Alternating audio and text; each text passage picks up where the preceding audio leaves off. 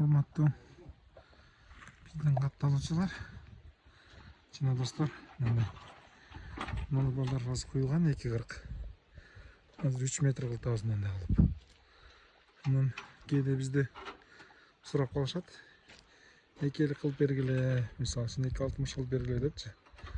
Ошол 2,60ка дагы ушундай алапалап коюлуп чыгат да. 2,60, 2,50 да ушундай коюлуп чыгат да. Ошон үчүн биз или 2,50 2,40 кылышыбыз керек, или 3 метрге чейин баары апалапка коюлат да. Анан 3,60ка чейин деле мындай койгонго мүмкүнчүлүк болуп калат да. Бир 10 сантиметр үчүн да полный ушул апалапкаларды ушундай коюлуп чыгат. Мында өтө көп убакытты талап кылып калат. Анан апалапка өтө көп кетет да, 5 катар, 5-6 катар апалап кетип калат. Бул куюлганда, мисалы үчүн 10 метр, 15 метр зорго куюлат да күнүнөчү. Анан эгер беркинде 2,40 болсо, 20 метр, 25 метр жерге чейин койсо болот. Комнаталар болгондо да көп бөлүнүп убакыт кетип калат да. Ушундай бийик.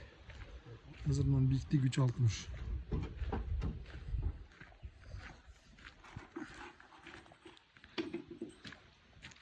Сиздерге түшүнүктүү болуш үчүн тартатабыз видеону. Ушул жерге чейин 2,40, 2,60, 2,50 болсо дагы ушул апалапка коюлуп чыгат. Андан кийин ошол 2,50, 2,60ка туруланат да. Ошон үчүн эгер кылдырам десеңиздер 3, 2,80. Бирок баалары баардыгы бирдей эле болот.